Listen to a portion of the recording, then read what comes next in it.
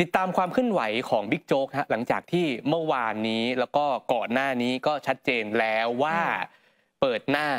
ชนเต็มที่นะครับถึงขั้นเอาชาร์ตมาเอาบอร์ดมาอธิบายเองเสร็จสับแล้วก็มีการพูดถึงไปว่าเนี่ยมันคือการเรียกว่าสกัดตนเองที่จะก้าวเข้าสู่ตำแหน่งผบ.ตร.ด้วยซ้ำนะครับวันนี้ก็มีความเคลื่อนไหวอีกครับเพราะว่าบิ๊กโจ๊กพลตำรวจเอกสุรเชษฐ์หักพานก็เดินทางไปยื่นหนังสือนะฮะที่ปปช.ยื่นหนังสือถึงประธานกรรมการป้องกันปราบปรามการทุจริตแห่งชาติหรือว่าปปช.เพื่อให้ตรวจสอบการทำงานของหัวหน้าพนักงานสอบสวนและคณะพนักงานสอบสวนเกี่ยวกับคดีการฟอกเงินจากเครือข่ายเว็บพนัน BNK Master ที่พลตำรวจเอกสุรเชษฐ์ถูกกล่าวหาว่าไปมีส่วนเกี่ยวข้องว่าปฏิบัติโดยชอบธรรมหรือไม่บิ๊กโจ๊กบอกวันนี้ว่าวันนี้เป็นเทียร์2นะหลังจากที่เมื่อวันจันทร์ที่ผ่านมาได้ร้องขอให้ปปช.ตรวจสอบว่าคณะพนักงานสอบสวนไม่มีอำนาจในการสืบสวนสอบสวนทั้งที่สน.เตาปูนและสน.ทุ่งมหาเมฆจึงถือได้ว่าได้มาโดยมิชอบทั้งหมดไม่สามารถนำเข้าสู่สำนวนได้ส่วนตัวไม่ได้ลงรายละเอียดในเนื้อหาสำนวนผิดถูกค่อยไปว่ากันแต่ต้องดูว่ามีอำนาจหรือไม่คือบิ๊กโจ๊กพยายามชี้ไปที่ประเด็นนี้ว่าสน.เตาปูนสน.ทุ่งมหาเมฆมีอำนาจหรือไม่วันนี้จึงเดินทางมายื่นเรื่องร้องทุกข์กล่าวโทษกับผู้มีส่วนเกี่ยวข้องทั้งหมดตั้งแต่พลตำรวจเอกธนาชูวงศ์รองผบ.ตร.ในฐานะหัวหน้าชุดพนักงานสืบสวนสอบสวนของคดีนี้และคณะพนักงานสอบสวนทั้งหมดกว่า200นายฐานปฏิบัติหน้าที่โดยมิชอบตามมาตรา157ของประมวลกฎหมายอาญาพร้อมทั้งอยากฝากเตือนน้องๆตำรวจฝากว่ายังไงการสั่งการของผู้บังคับบัญชาหากกังวลว่ามีคำสั่งแล้วไม่ทำจะโดนย้ายอยากบอกน้องๆว่าถ้าย้ายไปก็ย้ายกลับได้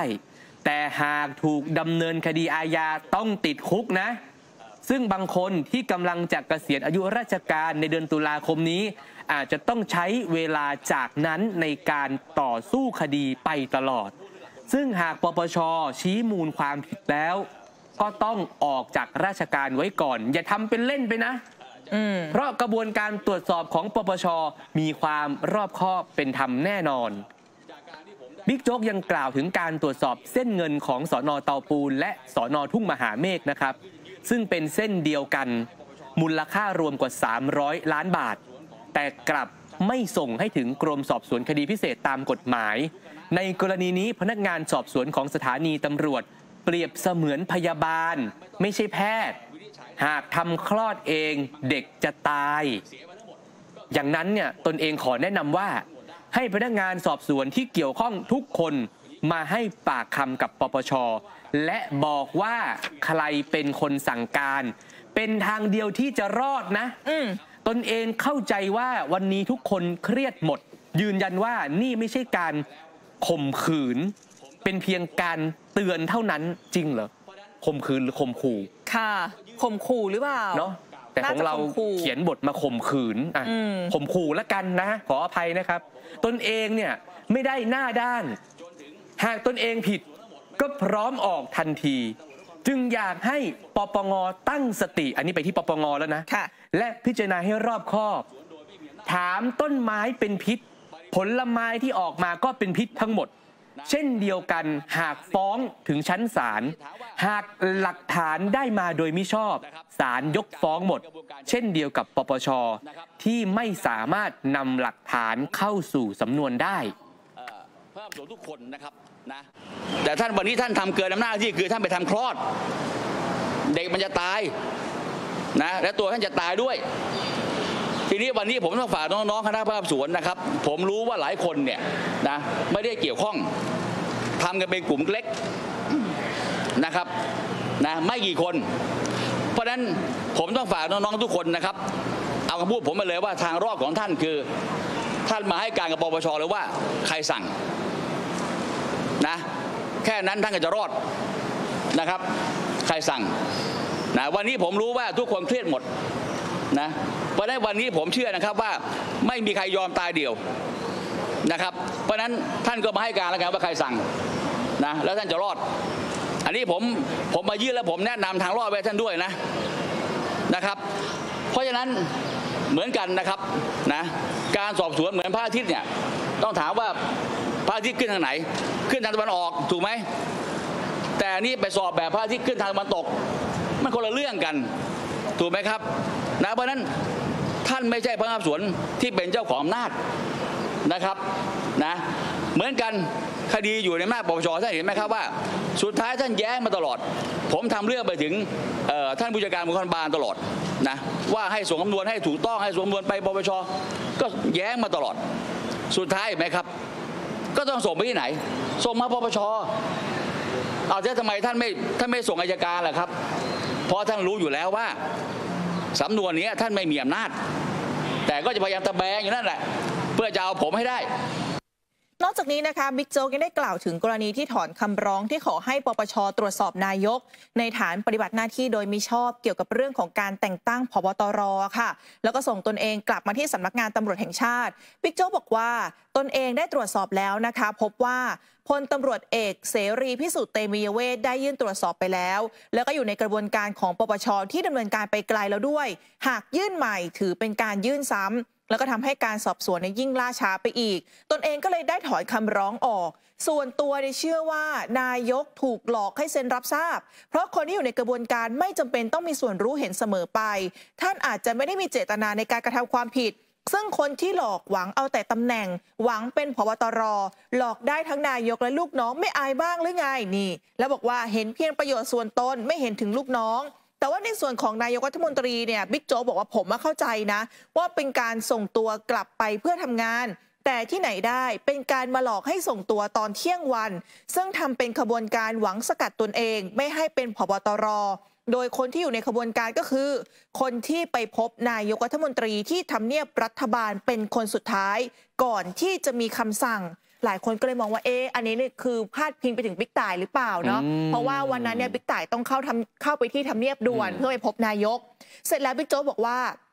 เดี๋ยวพรุ่งนี้เนี่ยตนเองจะมาอธิบายเทียร์3ว่าถูกออกจากราชการได้อย่างไรเท่าที่ตนเองรู้เพราะได้โทรศัพท์ไปกองวินัยจึงรู้ว่ามีการเตรียมการล่วงหน้า2 วันและยืนยันว่าส่วนตัวไม่ได้พูดคุยกับนายกแต่อย่างใดแต่เป็นการตรวจสอบด้วยตนเองการออกมาครั้งนี้ถือเป็นการดับเครื่องชนเพราะต้องการความยุติธรรมคืนมาเพื่อปกป้องตนเองหากปกป้องตัวเองไม่ได้แล้วจะปกป้องประชาชนได้ยังไง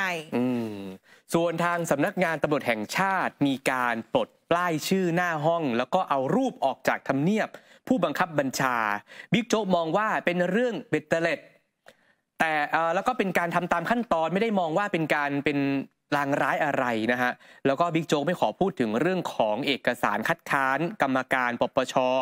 ว่าหลุดออกมาได้ยังไงแต่ยอมรับว่าก็เป็นไปตามเอกสารและอยากบอกว่าคนทำหน้าที่ในกระบวนการยุติธรรมต้องมีความศักดิ์สิทธิ์เชื่อถือได้เพราะตำแหน่งอยู่ไม่นานแต่ตำนานอยู่นานความจริงคือความจริงมาหลายข่าวเลยนะเนี่ยบางคนรู้ที่ไปแต่ลืมที่มาคำคมเยอะนะอันนี้น่าคิดนะบางคนรู้ที่ไปแต่ลืมที่มาพรุ่งนี้ตนจะเดินทางไปยื่นคำร้องต่อคณะกรรมการพิทักษ์คุณธรรมสำนักงานตำรวจแห่งชาติจากนั้นจะเดินทางไปยื่นฟ้องต่อศาลอาญาคดีทุจริตผู้สื่อข่าวก็ถามว่ายังมีความหวังว่านายกรัฐมนตรีเนี่ยจะช่วยในการเพิกถอนคำสั่งให้ออกจากราชการหรือไม่บิ๊กโจ๊กตอบว่าตนเองไม่ได้คาดหวังว่าใครจะมาช่วยตอนนี้ทางออกของตนคือกระบวนการยุติธรรมส่วนจะมีโอกาสเป็นผบ.ตร.หรือไม่นั้นมันเป็นเรื่องของอนาคตแต่ส่วนตัวเชื่อว่าหากตำแหน่งผบ.ตร.มาจากการเลือกตั้งคุณผู้ชมฟังคำนี้ให้ดีนะฮะบิ๊กโจ๊กบอกว่าถ้าตำแหน่งผบ.ตร.มาจากการเลือกตั้งยังไงประชาชนก็เลือกแน่นอนหมายถึงเลือกบิ๊กโจ๊กแน่นอนเพราะอะไรประชาชนมองว่าตนเองเปรียบเสมือนยาสามัญประจำบ้านคิดอะไรไม่ออกให้บอกโจ๊กวันนี้ที่บิ๊กโจ๊กพูดเองนะเมื่อถามว่าคนที่อยู่ในขบวนการสกัดกั้นไม่ให้ตนเองเป็นผบ.ตร.มีคนที่ใหญ่กว่าคนที่เข้าพบนายกอยู่เบื้องหลังหรือไม่บิ๊กโจ๊กบอกว่าไม่มีและมองว่า ไม่เชื่อมโยงไปถึงฝ่ายการเมืองเพราะนี่เป็นกระบวนการของฝ่ายตำรวจส่วนที่มีคนออกมาแฉว่าก่อนเข้าพบนายกรัฐมนตรีบุคคลดังกล่าวได้เดินทางไปบ้านจันทร์สองล่านั้นส่วนตัวไม่ทราบเรื่องนี้แต่เชื่อว่าไม่เกี่ยวเชื่อว่าเล่นกันแรงอยู่แล้วเพราะว่ามันต้องเล่นกันแรงแบบนี้ในเมื่อคนมันอยากเป็นมันห้ามไม่ได้ก็คนที่ไปพบนั่นแหละใครไปพบก็คนนั้นฟังจากปากดูฮะก็ใครไปพบตอนเที่ยงก็คนนั้นหลอกเป็นกลุ่มคนเดียวกันที่หลอกนายกรัฐมนตรี2 ครั้งหรือเปล่าคะ2 ครั้งครั้งแรกที่บอกว่าให้เซ็นแต่งตั้งผบ.ตร.ครั้งที่2ที่เซ็นท่านกลับไม่ก็เป็นคนสุดท้ายนี่แหละที่ไปพบนะแล้วในกระบวนการของท่านเหมือนฟ้าผ่าลงมาอย่างรวดเร็วแต่ในขณะเดียวกันนะครับบิ๊กตำรวจอีกคนหนึ่งที่เคียงข้างกับท่านไปเนี่ยครับคือกระบวนการมันเหมือนมันไม่ไปไหนท่านมีมองอย่างไรบ้างก็อันนี้ผมไม่ไปเอ่ยถึงท่านนะท่านจะเห็นนะครับว่าผมสัมภาษณ์ตรงไหนผมจะไม่เอ่ยถึงท่านเลยคือผมมองว่าวันนี้ประชาชนเขาไม่โง่นะครับวันนี้มันมี2 มาตรฐาน3 มาตรฐาน4 มาตรฐานผมว่าประชาชนเขาไม่โง่นะครับวันนี้หลักกฎหมายของบ้านเมืองมันต้องมีหลักเดียวนะเพราะฉะนั้นนายกรัฐมนตรีเนี่ยท่านเป็นประธานกตร.นะครับท่านเป็นผู้รับผิดชอบองค์กรนี้นะท่านก็ต้องสร้างความเป็นธรรมให้กับองค์กรนี้เพราะฉะนั้นอะไรก็ตามเนี่ยประชาชนมันจะเป็นตัวชี้หมดนะครับนะเพราะฉะนั้นมันจะถูกยึดโยงกับประชาชนนะครับในช่วงท้ายของการให้สัมภาษณ์เนี่ยนะฮะบิ๊กโจ๊กยกแขนขวาโชว์สายสิญจน์และวัตถุมงคลที่เดินสายไปทำบุญที่เชียงใหม่เมื่อช่วงเมษาที่ผ่านเมื่อช่วงต้นเดือนนะฮะซึ่งเป็นช่วงเดียวกันกับที่นายทักษิณชินวัตรอดีตนายกเดินทางกลับไปเยี่ยมบ้านเกิดนั่นเองในการยกสายสิญจน์โชว์สื่อนะฮะแล้วก็ตอนบ่ายเนี่ยนะครับเสร็จจากที่ปปช.บิ๊กโจ๊กไปปปง.ฮะก็ไปยื่นหนังสือเหมือนกันนะครับที่ปปง.โดยมีนายวิทยานิติธรรมโฆษกสำนักงานปปง.เป็นตัวแทนรับหนังสือนะครับซึ่งบิ๊กโจ๊กบอกว่ากระบวนการต่อไปของตนเนี่ยจะเตรียมล่ารายชื่อ 20,000 รายชื่อเพื่อยื่นถอดถอนนายสุชาติตระกูลเกษมสุขกรรมการปปช.ซึ่งเป็นการล่ารายชื่อของประชาชนผ่านแพลตฟอร์มออนไลน์ส่วนจะยื่นสภาหรือว่าศาลฎีกาแผนกคดีอาญาของผู้ดำรงตำแหน่งทางการเมืองเมื่อไหร่นั้นค่อยว่ากันอีกทีแต่ตอนนี้ต้องขอให้ได้รายชื่อก่อนพร้อมย้ำว่าเรื่องทั้งหมดที่ตนทำเนี่ยเพื่อความเป็นธรรมส่วนคนที่อยากเป็นผบ.ตร.จริงๆแล้วถ้าอยากจะเป็นมาบอกตรงๆก็ได้นี่ไงประเด็นนี้เหมือนไม่จบนะพูดที่ปปช.เสร็จปุ๊บมาพูดที่ปปง.อีกเนี่ยไม่ต้องมาใช้วิธีการแบบนี้มาพูดกันตรงๆตนจะได้พาไปกราบพลตำรวจเอกเผ่าศรียานนท์อดีตอธิบดีกรมตำรวจคือบนตึกของสำนักงานตำรวจแห่งชาติตึกหน้าที่มีห้องของผู้บัญชาการของพบตรรองพบตรใช่ไหมคะข้างบนเนี่ยจะมีเป็นเหมือนรูปปั้นนะคะของท่านเผ่าอยู่ข้างบนเหมือนว่าทุกคนเนี่ยจะต้องไปกราบไหว้เพื่อความเป็นสิริมงคลก็อารมณ์ประมาณว่าถ้าอยากเป็นให้มาบอกเดี๋ยวตนเองพาไปกราบเองก็จะให้เป็นเหรออย่างนี้หมายความว่าบิ๊กโจ๊กบอกว่าถ้ามีคนอยากจะเป็นมากกว่าให้มาบอกแล้วจะให้เป็นแล้วจะพาไปกราบแต่กราบท่านเผ่าเลยท่านเผ่าคือเป็นรูปปั้นนะคะท่านเผ่าไม่ได้มีสิทธิ์ในการที่จะมาบอกว่าใครจะได้เป็นนะถูกไหมและไม่มีชีวิตแล้วใช่นักข่าวก็เลยต้องถามนิดนึงมันมีประเด็นที่ทนายตั้มไงที่ออกมาแฉเส้นทางการเงินในอีกรอบนึงแล้วทีเนี้ยคือเหมือนแฉบิ๊กโจ๊กด้วยแหละนักข่าวก็เลยถามว่าที่ทนายออกมาแฉเนี่ยนะครับคืออะไรยังไงนะครับบิ๊กโจ๊กบอกว่าเป็นเรื่องเก่าเปิดมานานแล้วก็ให้ว่ากันไปใครอยากเปิดอะไรก็เปิดไม่เป็นไรเป็นเรื่องที่อยู่ในสำนวนหมดแล้วลูกน้องตนเองก็อยู่ในกระบวนการถ้ากระทำความผิดจริงก็ว่ากันไปตามนั้นแต่ตนเองเนี่ยไม่ได้อยู่ในกระบวนการกระทำความผิดเงินของลูกน้องไม่ใช่เงินของตน